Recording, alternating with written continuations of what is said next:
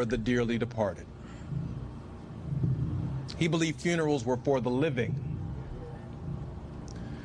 He believed that they were great gathering meetings. These homegoing services are welcome to all. Democrat, Republican, liberal, and conservative, right wing, left wing, because his life is broad enough to cover the full spectrum of what it means to be an American. We only asked people to come and be respectful in the context of the extraordinary life that he lived. Dad would have wanted us to.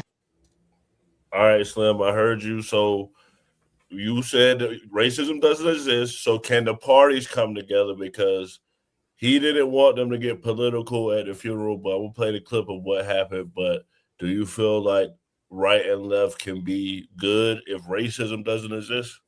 Yeah, I mean, because at the end of the day, I think it was Morgan Freeman who said it. The only way to stop racism is to stop talking about it. You're an American woman, I'm an American man. Like, why is it so important that we add the color to it? It don't matter. Like, I'm sitting here listening to it and I'm thinking, like, I got a son. My son, my daughter's Puerto Rican and black, right? My sons are Caucasian and black, and they live in El Paso in the Latino area. My son gets so much hate because he's black with dreads. And he wants to move to Florida because of that reason. So it's interesting to me to even hear this type of thing, because it's like everybody wants to label them based on their skin color. It's never really the character of the individual. It's like, this is so important that, oh, he's a white man or he's a black man. Why is that important?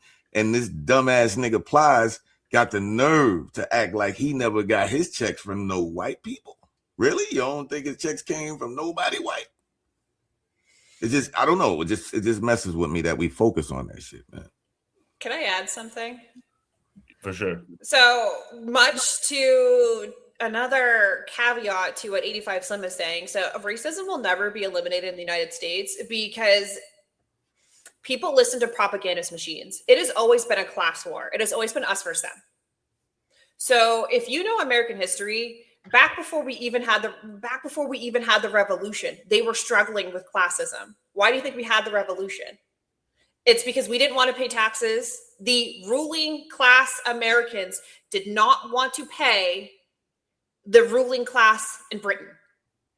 Originally, regular smuggler Americans didn't even want to go to war.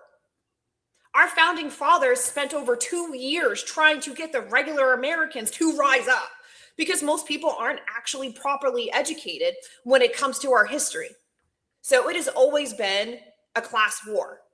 And then the elites got smart, because right before the Civil War, poor whites and poor blacks realized if we took these motherfuckers out, we'd be so much easier. And they were worried about that. So they invented racism as a way for us to sequester ourselves in boxes. And people still feed into that, because the bigger issue will forever be, it's never been a race war. It's always been a class war, because no matter how white you are, you will never be inside the club.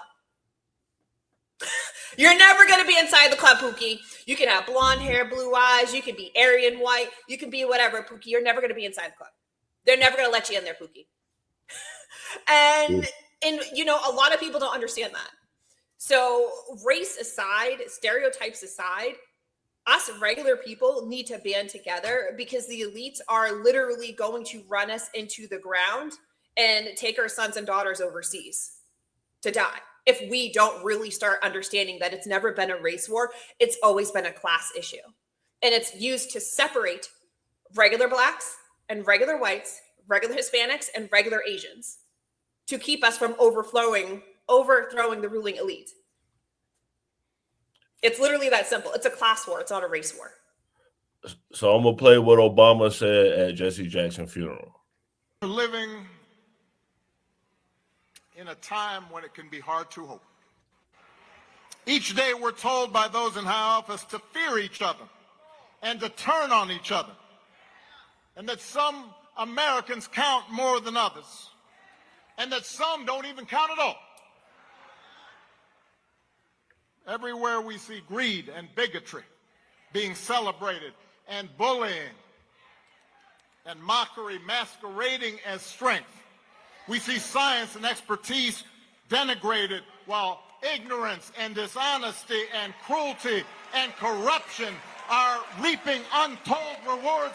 Every single day we see that, and it's hard to hope.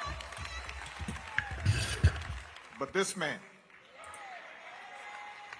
Reverend Jesse Lewis Jackson, inspires us to take a harder path. His voice calls on each of us to be heralds of change, to be messengers of hope, to step forward and say, send me. Wherever we have a chance to make an impact, whether it's in our school, or our workplaces, or our neighborhoods, or our cities. Not for fame, not for glory, or because success is guaranteed, but because it gives our life purpose. So, Skeptic, they're saying that the son told them not to make it political. They said Obama was attacking Trump. Do you feel like Obama's speech was appropriate at Jesse Jackson's funeral? Guess she's not there. Slim, what you think? I think it was dumb as hell because Jesse and Trump were cool with each other, number one. And they don't talk about none of the positive things that Jesse and Trump actually was doing back in the past, how Trump backed out of the race because Jesse was his friend. You know, they don't want to talk about these things. You know what I'm saying? So, yeah, it was foul that Barack did what he did. And they know what they was doing. They was trying to take shots at Trump based on what was going on right now. And the fact that Trump wasn't invited was really, really crazy to me. And, you know, one thing, I want to clarify some things regarding the racism. It's not that I don't believe it exists. I believe that it should not affect you the way it should. Like, I don't believe that, like, if every time a white person said the N-word and your rent went up, or your food was out of the refrigerator, or it's affecting you to that nature, yeah, that's when it will exist. But if you allow a word, or if you allow someone's opinion to become your own reality, your life will continue to suck. Has nothing to do with racism. I'm gonna leave it with that. Okay, for sure. So this is what the son said after, Kamala Harris, Joe Biden, everybody spoke at the funeral. Yesterday,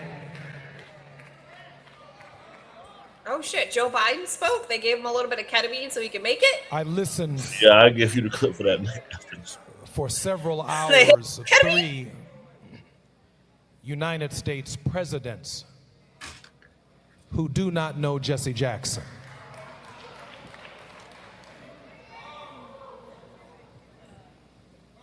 He maintained a tense relationship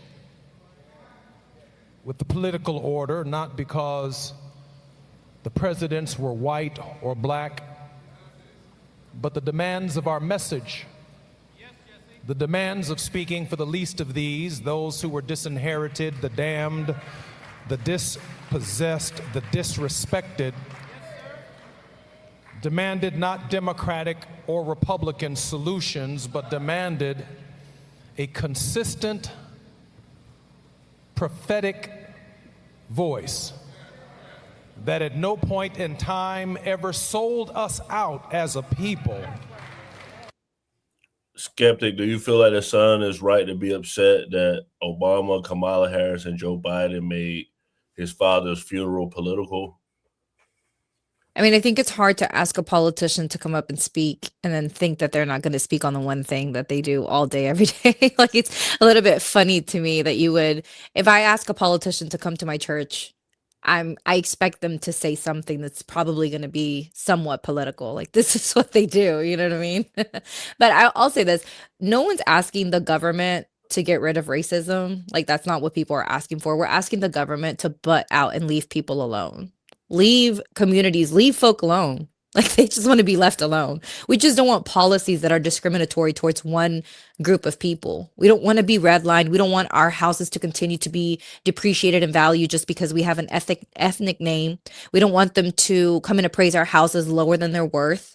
We don't want our resumes not to be looked at because the name on the resume is not white.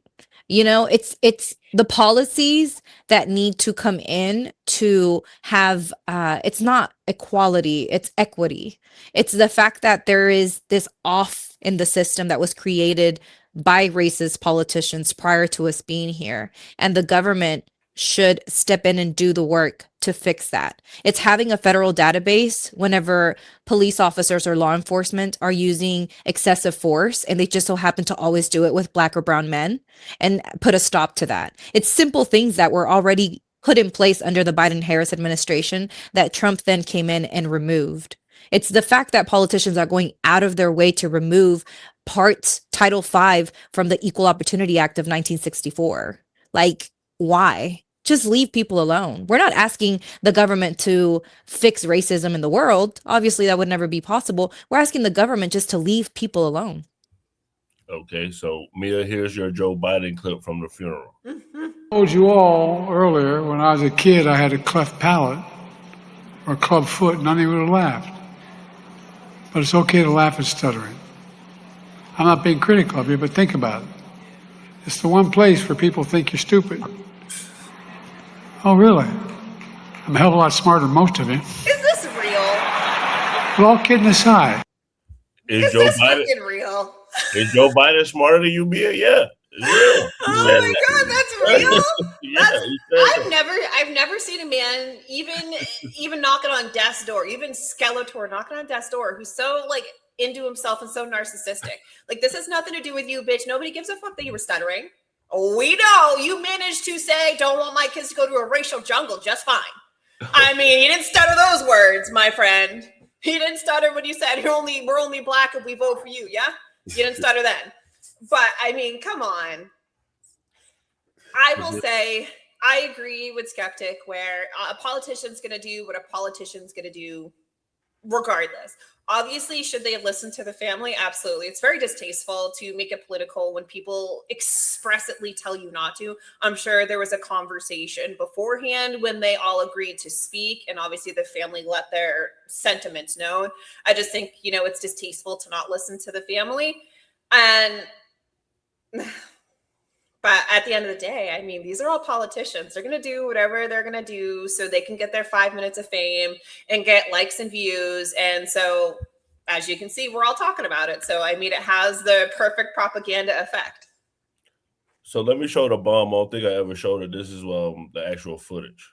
We need our city back! New Yorkers, stand up! Somebody called PETA. That's animal abuse. Leave that goat alone. Free goats. Hashtag. There's somebody on the other side. There's somebody on the other side.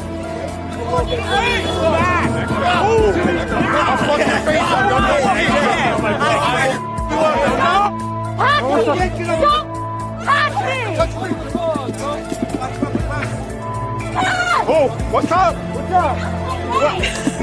The music makes it more theatrical. That background music. This is awesome. We're gonna give it to NYPD. At least they're there arresting people. The Minnesotans didn't do anything. They took the goat. Carried the goat around.